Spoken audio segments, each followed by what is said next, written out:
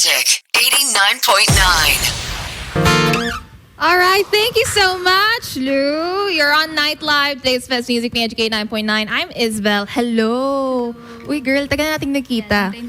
Oo nga, and promise, pinapatugtog ko talaga yung lasing na sa'yo.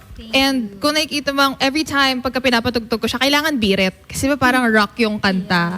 Pero nung huli tayo nagkita, may promise ka sa akin. Sabi mo, susunod na magkikita tayo, yung kanta mo, masaya na.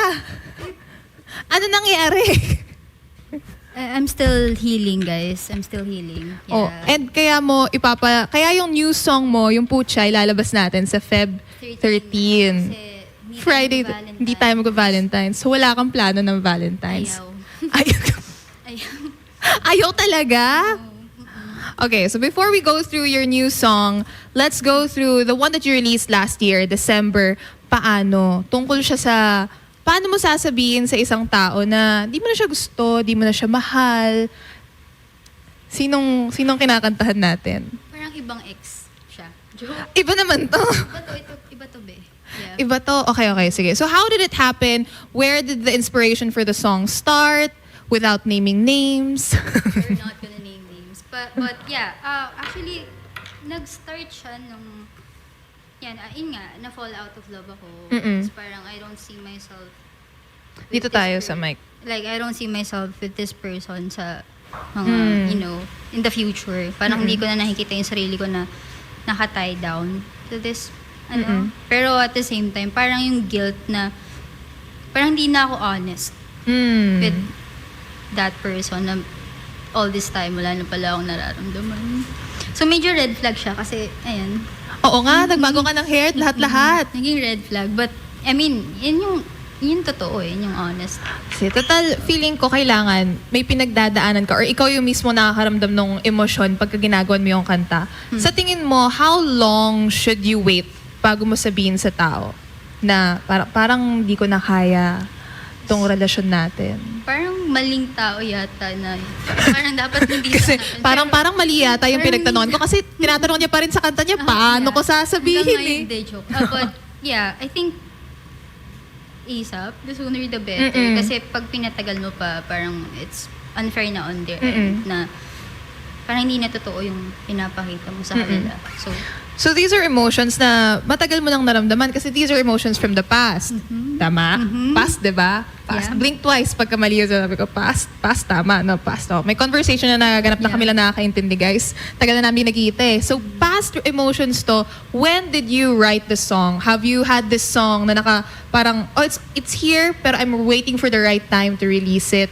When did you write it? Before you had it made into a song talaga? Actually, sinulat ko siya 5 years ago. 5 years ago? Yeah. 5 years ago, bakit now mo lang siya napiling ilabas? Why was it the right time to release it noong December? Kasi parang na-feel ko, sayang yung song. Kasi, I mean, kaya takot din akong ilabas yun kasi feel ko red flag yung song. Di ka nag-iisa. Marami namang kanta na parang medyo pagka binasa mo, Hindi ba akong like ma-cancel dito? Kasi parang red flag yung song. Pero sabi ko, okay, I think right time na maglabas naman ako ng something na ako naman yung may mali. Kasi karamihan ng mga songs ko parang ikaw yung mali, ganyan. Oo ikaw, nga, sinaktan mo ako. Pero parang Yeah. I think it's time na rin na parang tanggapin ko rin sa sarili ko na nagkakamali din ako. Ganyan. So, para balance. para may growth May din growth. yung paggawa ng music. Kasi, mahirap aminin na pagka nasa relasyon, ikaw yung nagkamali. Kasi nga naman, lahat ng kanta na nakikita natin is always, ikaw, sinaktan mo ako, you hurt me, you're the reason why I'm broken. But to be able to write a song in full honesty na, maybe, baka lang naman, na Yeah. ako pala yung problema, di ba? Yeah. Okay, so that was your old song. Now we have a new song to be released, Feb 13. You guys, it will be available on all digital streaming platforms. Pucha ang kanta. Yeah. Parang may galit. Parang nanunuot yung damdamin ng kanta. Parang oo. What was it about? How did you write it? Okay, we're not gonna name names, sabi mo kanina. No But, naman, no. yeah. Pero kung gusto mo, No. lagyan natin ng subtitles pa dito yung pangalan ng tao ngayon. But yeah, sinulat ko yun, di ba? There's Ayokong Umasa. And then kasi yung pucha, kaya pucha, kasi napapucha ako nung nalaman ko lahat na all this time, I was right. Na hindi ako delulo nung mga time na, alam mo yung intuition ng babae na nakita may something off. May hindi siya sa akin sinasabi, pero hindi ko maamin. Kasi baka mamaya isipin niya na, no, You're overthinking. Baka i-gaslight ka niya pagka sinabi mo. And then later on, nalaman ko na, tama pala ako. Kaya ako napapucha. Ano yung emotion na yun na parang napasabi ka na parang, tama ako?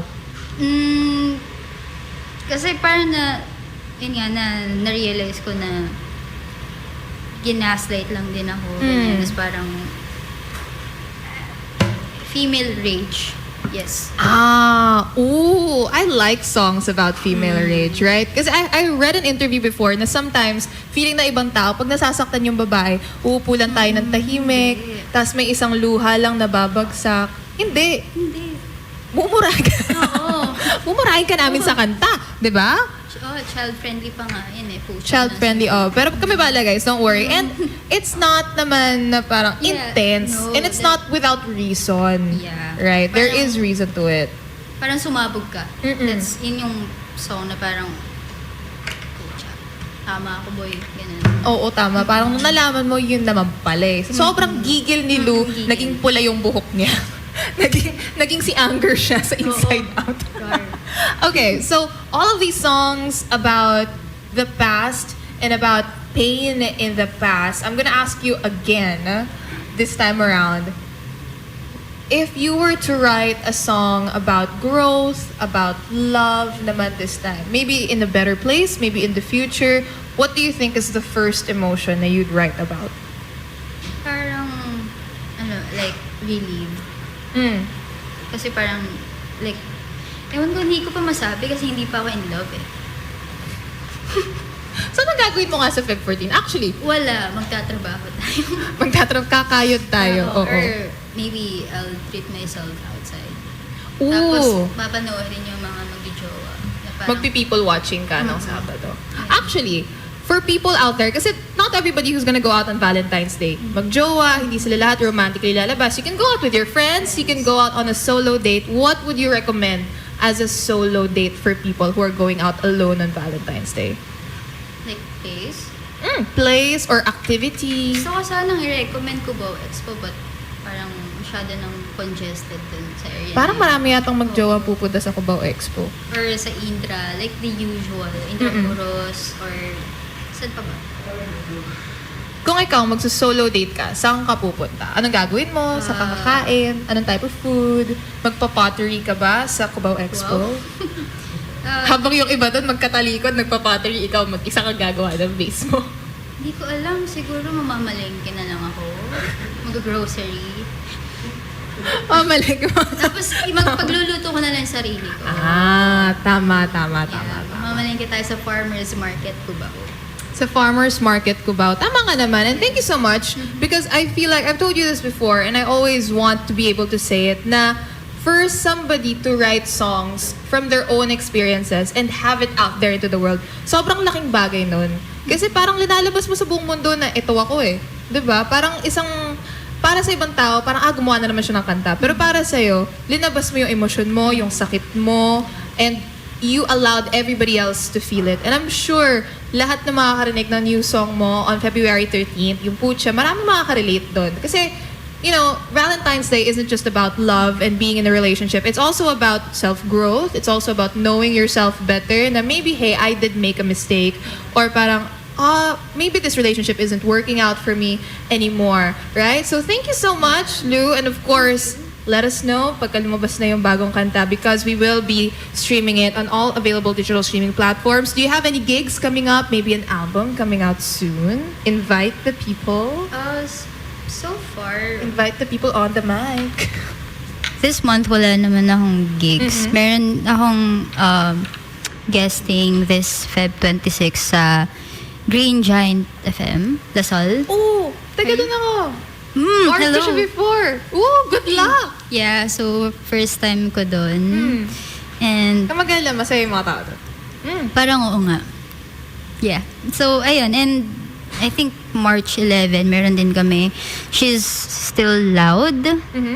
Under ATM Prod sa Sari Sari. So, all-female OPM artists yung mga magpe-perform that day. So, yeah. See you there. And so far, wala pa naman. We're cooking something, pero wala pa akong pwedeng spill or what. Oh, Yeah. okay. Very excited for what's to come for you this 2026. Of course, new song, new music. Diba? Susunod na to pagka nagkita tayo, to dapat masaya na to sa susunod. Or female rage. I do like female rage. Yeah. I do appreciate a good female rage song. Pipigain ko muna sarili ko bago tayong gumawa ng masayang... Siguro pagka nagbago ka na ulit ng hair color, malalaman ko green na. na ako. Green flag ka na nun. Oh, green flag. Oh, thank you so much, Lou, for coming. And of course, do stream her songs on all digital streaming platforms. Request it as much as you can on Magic 89.9 because it is rising up the charts of the Magic Pop 30, I must say. Umaangat-angat siya doon. And walang ano to hindi ako nanggugoyo Seryoso to. Every show, hindi ako nagpo-magic. Every show, pinapatugtog ko siya. Walang palya. I really do love the song. Pagka gusto ko maramdaman na parang, galit ako. Yun yung pinapatugtog ko kanta. Diba? So thank you so much for giving us these emotions to feel and for making songs that are very close to your heart. We really do feel it. And of course, if you are around Taft area on February 26, Yeah. Green Giant FM, she has a guesting there as well. And also on March 11 at Sari Sari. Thank you so much, Lou. Thank you for having me. Yay! Thank you so much as well. Again, you're on Night Live with me, Isabel. You're listening to today's best music. We are Magic 89.9. Magic 89.9.